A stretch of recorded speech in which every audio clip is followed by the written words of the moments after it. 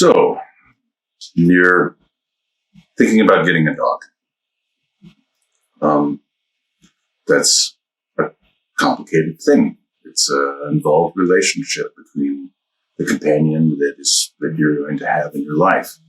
There are certain things to consider as you're going to go through and think about getting a dog. First and foremost, the situation of your life. How many hours do you work every day? If you're a doctor who's working 80 hours, do you have time? Do you have the money? Do you have the space? These are all things that you have to consider before you would even entertain the idea of bringing another life into your home that you're ultimately going to take care of.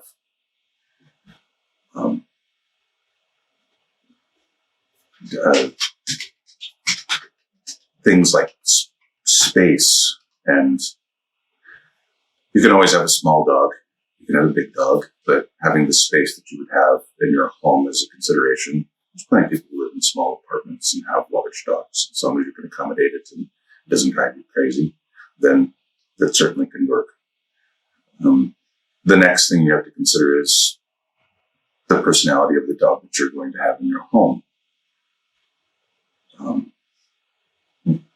I would encourage people to do their homework to try to find out what type of dog might work for them, not necessarily by the looks of the dog, although aesthetics and looks can be a nice thing. We always want something that appeals to us. Maybe there's a certain element of nostalgia. Dogs that you've had in your life, you always grew up with a Cane Corso or a German Shepherd or a Chihuahua. Is the personality of that dog best for you? I don't know. You'd have to kind of do some searching and find out whether that's the case. Care for the dog is also important. If long hair is going to drive you insane because you really like a clean house and your dog sheds 9 months out of the year, you're going to be perpetually irritated with your companion. Maybe a short-haired dog is something that you want to consider. Size, certainly, is a consideration. All of these things come into factors of taking care of the dog.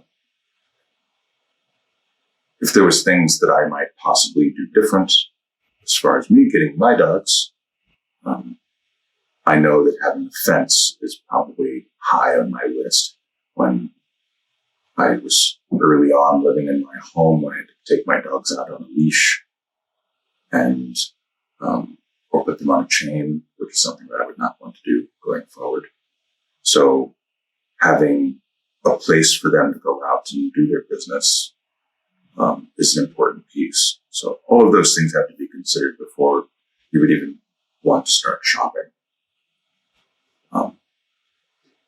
Once you've kind of established the dog, you found the one that appeals to you. Either it's a pound puppy or it's or maybe it's a full-grown dog that you found at the Humane Society, or you found a puppy because you found a breeder and you specifically wanted one specific dog. You fell in love with a bulldog and you found a breeder that has reputable stock.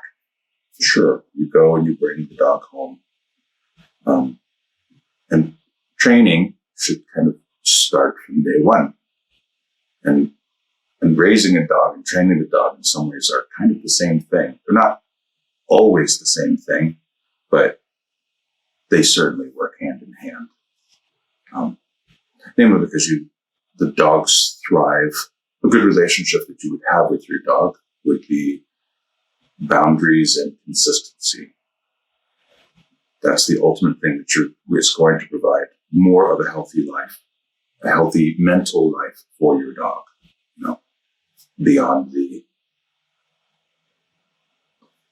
another thing that I would probably include is having better food. We all want to be healthy. Your dog doesn't have any choice in that. So having some healthy options for your dog is probably more advantageous, which is part of the planning to say that you should have those capabilities in your life when you get the dog. So, but raising the dog starts pretty much from day one. You don't have to train a dog to be shuts and go win trophies for obedience and those kinds of things. Your life dictates the level of training that you would want to have for your dog. If it's a lounge lizard and it's just going to hang out on your couch, and if that's the fullest extent of what you want your dog to be, it's just a companion for you, then as long as there's no drama and ruckus, and then that's as far as the raising of the dog has to go. Civility with people and with dogs and having respect for other things should be part of everyone's raising and training regimen. But I think a little bit more is in order for a dog to coexist with you. I think, as an example, I have 2 large dogs and a small dog. The 2 large dogs are not allowed on the couch, and they know this. The small dog is, and everyone knows what the rules are. And no one breaks them the dogs don't think that, it's unfair that my small dog gets to be on the couch. It's like, no, those are the rules, and that's the way that it is. So they don't necessarily mind. There is something to be said on the personality of the dog, of you, and the relationship that you have with your dog.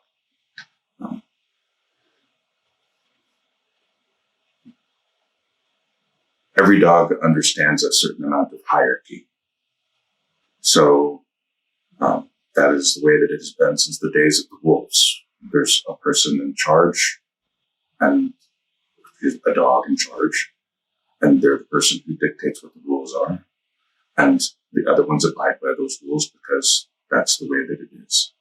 And if the humans aren't the person in charge, then the dog has to make the choice, even though it doesn't want to say, I'm the person in charge and I'm the one who makes the rules. And then you have a dog that sits on the recliner and will let the owner sit in it and will growl at them and say, no, this is mine. So this is where the boundaries comes into play, that says that a dog has to understand that the humans are the people that are the dictator of the rules, and that those rules are consistent and do not change. And this is what ends up happening as you raise your dog, is that you dictate those rules to them and they don't ever change. And then the dog understands that you are the person that is in charge of the relationship. There's no animosity there. Dogs understand this, even ones that are supremely stubborn and dominant, right? And if you have a dog that is supremely dominant and you're not, for the sake of you having a relationship with them, you have to make the determination that maybe this is not the dog for you. And if that is the case, you shouldn't feel bad about trying to find a better home for them. You have every right, and the dog has every right to have a great and wonderful life. And if it's not with you, then it certainly can be with somebody else.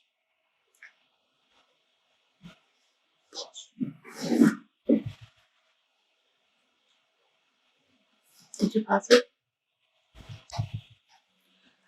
It's not to say that there aren't obstacles in owning a dog. It's not a simple and easy process. There is certainly work to do.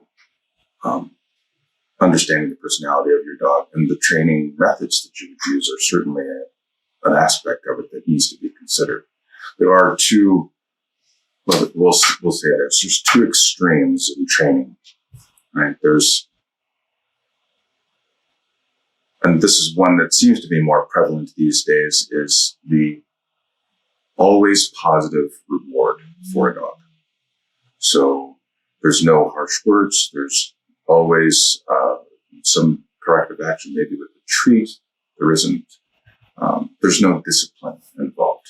It's always guiding the dog to a great experience, and they understand that is in their best interest to do that. And the other extreme end is what wolves and dogs have done forever, which is to say, wolves don't put their puppies in timeout. They correct them, and if they refuse to take the the warning signs and the corrections that they have. They get a non-physical contact altercation, if you want to call it. And then if it goes beyond that, then physical portions become part of the correction, where they'll nip at each other. Maybe they'll be more than nipping at each other, right? And so now you have two extremes of a wonderful, wonderful, positive experience, or possibly a negative experience as deterrent. So there is something to be said for the positive side. It should be included in the equation. But from my personal experience, and only my personal experience, it's a blend between the two. A harsh word, a child, not to make relations between dogs and people because they're not the same. But we are mammals. And so you could easily say humans are animals as well, is that being able to say no in a corrective way can certainly go far in training your dog to say that that's not what you want it to do. It doesn't necessarily have to be physical, but having some kind of way to indicate to your dog that that's not what you want them to do should be an aspect of the training. And only you have to understand what comfort level then that would be. And this is where having the personality of the dog is important. If you're a very stubborn, dominant dog, you're going to have to deal with that in ways that are different than a dog that is happy, lucky, easygoing, and is eager to please and does whatever it is that you want. So having the right personality, and maybe if you are a straightforward kind of direct individual, having a dog that is going to respond to those types of things without being emotionally hurt is going to be an important dog for you. There's also requirements that comes with dog in the instance that some dogs ultimately for years and years were made to work. We didn't make them companions. We liked having them as companions, but they were built to do work with us. And some dogs in their breedings still have that mentality that they need to work. And those dogs tend to be very intelligent and very physical and very outgoing with a lot of energy. And if you can't provide the mental stimulus and the work for a dog like that, but there's a phrase, a bored dog is a destructive dog. So a border collie, a German shepherd, a Malinois, these are all dogs that have to work or they are just not happy. If you can give them mental stimulus, and you have to give them the time and the energy in order to keep them happy companions, they will love you forever. But if they just sit around all day, they are going to be miserable. And that's on you as a dog owner to own up to that and say, I'm going to take on that responsibility. If you have a lounge lizard dog that's just going to hang out on the couch and watch movies with you and that kind of stuff, then that's perfect and that's great. But that dog needs training too.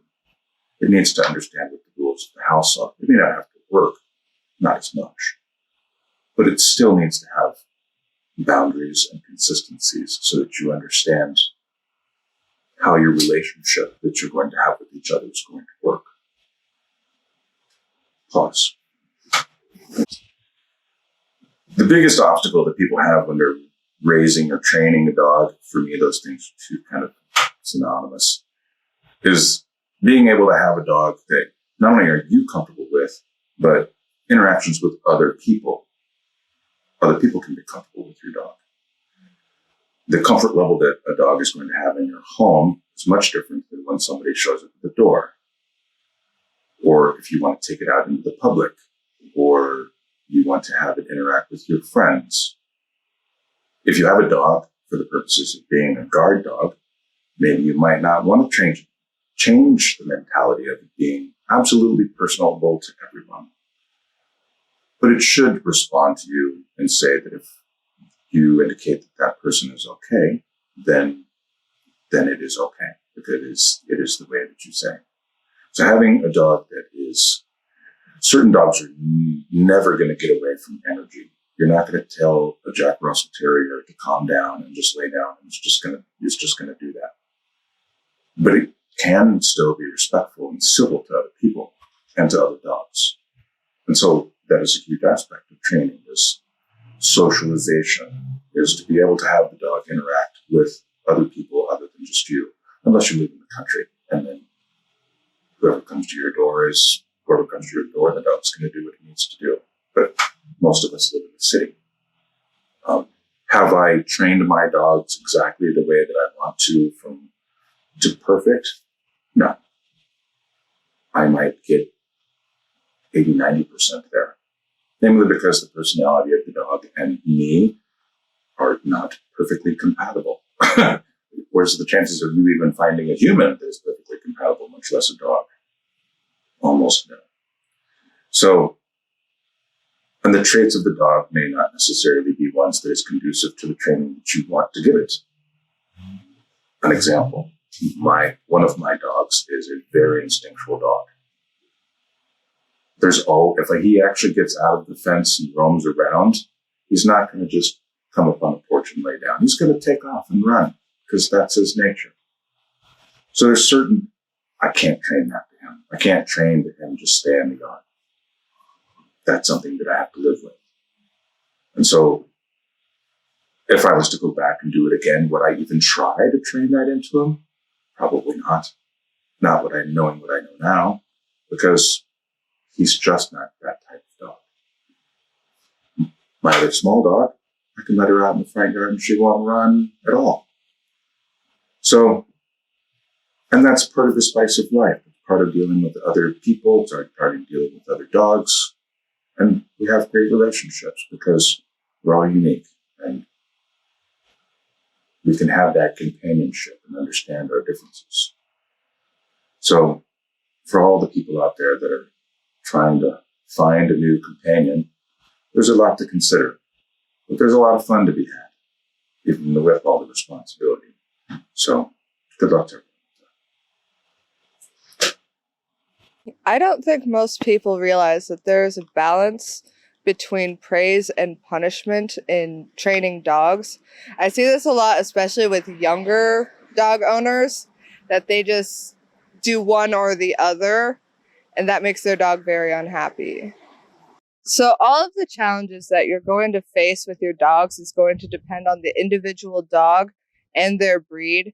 Though, in my experience, a larger dog, since they mature slower than smaller dogs, that's a big challenge in and of itself.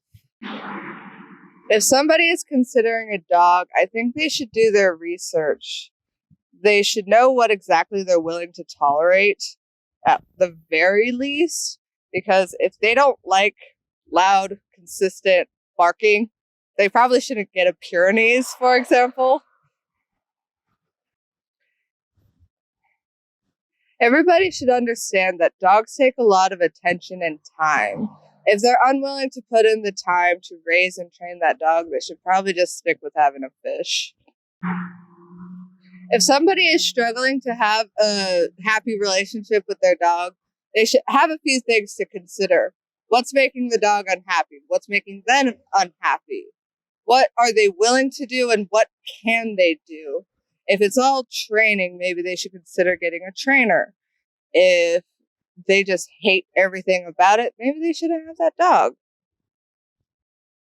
Alrighty, so Shenzi is almost 2 years old and she is a Pyrenees. I think most of her bad behaviors stem from boredom or stress.